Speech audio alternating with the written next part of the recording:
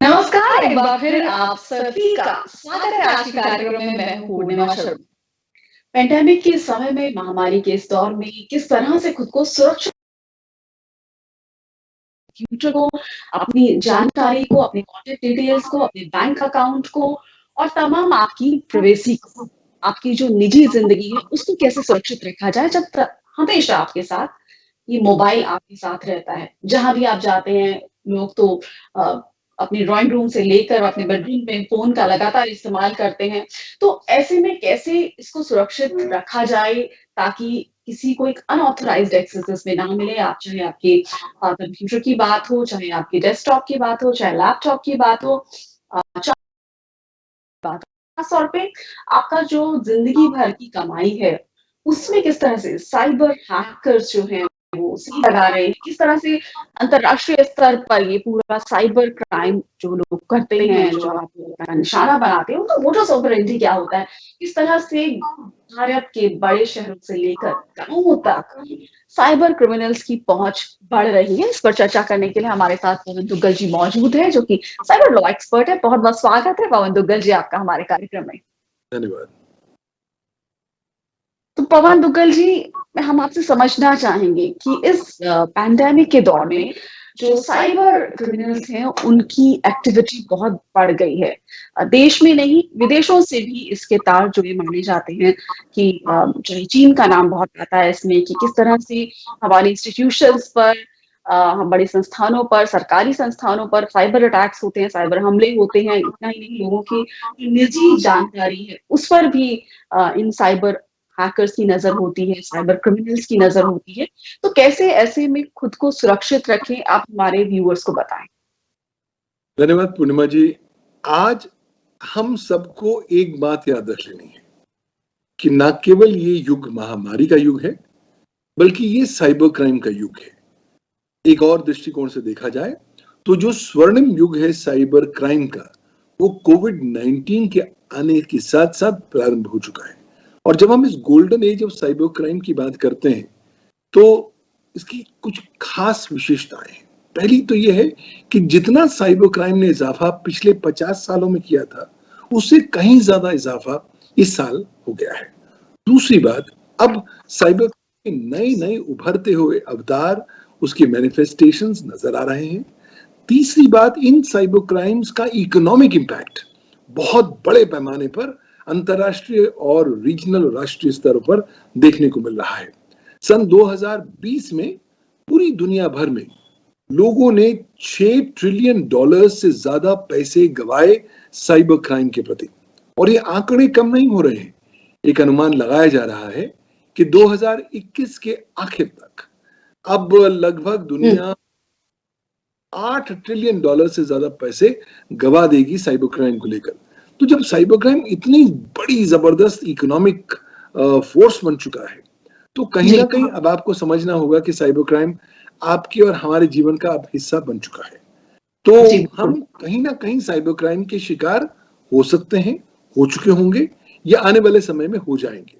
तो जब हमें इस बात का आभास होगा, तो कहीं ना कहीं हम आसपास थोड़े जागरूक और हो जाएंगे। अभी तक तो अधिकांश भारतवासियों से बात करो तो वो कहते हैं कि साहब ये साइबर क्राइम तो पाश्चात्य फिनोमिनन है, हमारे भारतवर्ष में ऐसा कुछ नहीं होता और हम संपूर्णतः सुरक्षित है। कुछ लोगों को ये भी लगता है कि इंटरनेट पर मैं एक बार चले जाऊं तो मैं पूरी तरीके से सुरक्षित हूं और मेरा कोई बाल बांका भी नहीं कर सकता। अधिकांश लोगों को मालूम ही नहीं है कि उनके डेटा में लगातार सेंधे आज साइबर क्रिमिनल्स और हैकर्स लगा रहे हैं। देखिए, आज डेटा इकोनॉमी का युग है। डेटा सर्वोपरि है। डेटा वो नया तेल है जो इस इकोनॉमी की विभिन्न ग्रोथ को प्रोपेल कर रहा है। और इस डेटा में ही इंटरेस्ट रखते हैं ना केवल साइबर क्रिमिनल्स, बल्कि साइबर सुरक्षा में सेंध लगाने वाले भी।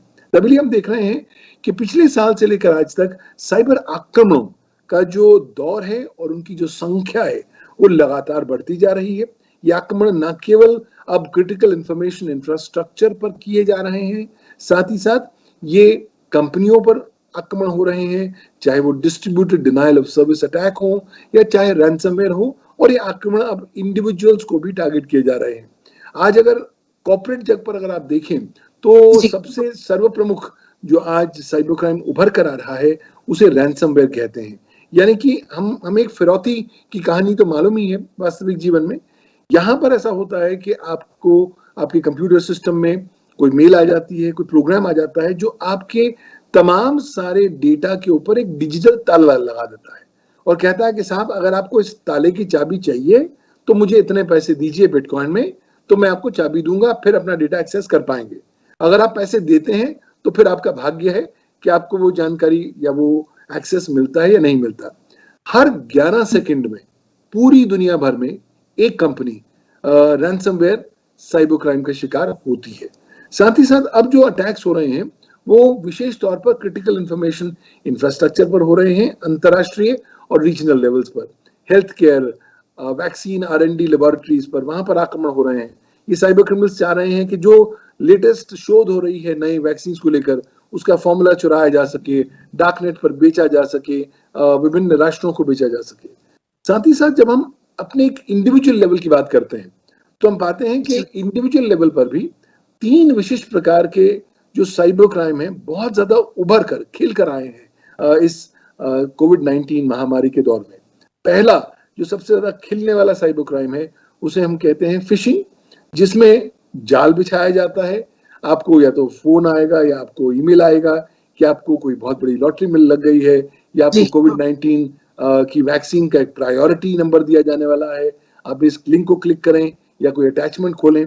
जैसे आप अटैचमेंट खोलेंगे या लिंक क्लिक करेंगे, आपका जो भी कॉन्फिडेंशियल डेटा है आपके फोन पर, आपका sensitive data, credit card data, वो सब चुरा लिया जाएगा, इंटरनेट पर उसका दुरुपयोग होगा। ये सबसे ज्यादा आज की तारीख में प्रचलित साइबर क्राइम है। दूसरा साइबर क्राइम जो बहुत ज्यादा प्रचलित है वो है आइडेंटिटी थेफ्ट, जहां पर क्रिमिनल्स आपकी आइडेंटिटी को चुराते हैं डिजिटल माध्यम में और आपकी आइडेंटिटी को अपनाते हुए गैर कानूनी गतिविधियां करते हैं। बहुत सिंपल सी बात है, ताकि जब वो गैर कानूनी गतिविधियां करे जाएंगे, पकड़े आप जाएंगे, वो नहीं जाएंगे और आपको नुकसान पहुंचेगा। आपकी छवि जो है, रेप्यूटेशन भी नकारात्मक रूप से प्रभावित हो पाएगी। और तीसरा सबसे महत्वपूर्ण जो साइबर क्राइम हम देख रहे हैं वो ऑनलाइन फाइनेंशियल फ्रॉड्स हैं, जहां पर विभिन्न नए नए प्रकार के प्रकरण आज साइबर क्रिमिनल्स अपना रहे हैं ताकि लोगों की जेबों को हल्का किया जा सके, उन्हें विवश किया जा सके कि वो अपने जो हार्ड अर्न्ड मनी है वो उसके साथ पार्ट करें। और ये इसलिए ज्यादा उत्पन्न होना शुरू हो गया है क्योंकि इस कोरोना काल में लोगों की नौकरियां चली गई हैं, आर्थिक व्यवस्था ठप सी हो गई है, लोगों के पास पैसे नहीं है, तो लोगों को लगता है कि देखिए साइबर क्राइम से ज्यादा बढ़िया आज की तारीख में पेइंग कोई प्रोपोजिशन है नहीं। तभी हम देख रहे हैं कि अब भारतवर्ष में कॉटेज इंडस्ट्रियलाइजेशन हो रहा है साइबर क्राइम का, यानी कि अब साइबर क्राइम एक कॉटेज इंडस्ट्री का दर्जा ले चुकी है। आप छोटे शहरों में जाएं, ग्रामीण इलाकों में जाएं, कस्बों में जाएं, तो आप पाएंगे अधिकांश लोग आज ज्यादा बेंड कर रहे हैं कि वो साइबर क्राइम को अपनाएं और जल्द से जल्द पैसा कमाएं। उन्हें मालूम है पुलिस अधिकारी बहुत ज्यादा सक्षम नहीं है, उन्हें पता है कानून बहुत ज्यादा सशक्त नहीं है और उन्हें पता है कि अगर वो थोड़ा सा भी जुआ खेलेंगे तो काफी अच्छा पैसा कमा कर घर ले जाएंगे। यही कारणवश है कि आज कोरोना काल की महामारी में साइबर क्राइम की महामारी भी बहुत बड़ी तेज रफ्तार से आगे फैल रही है।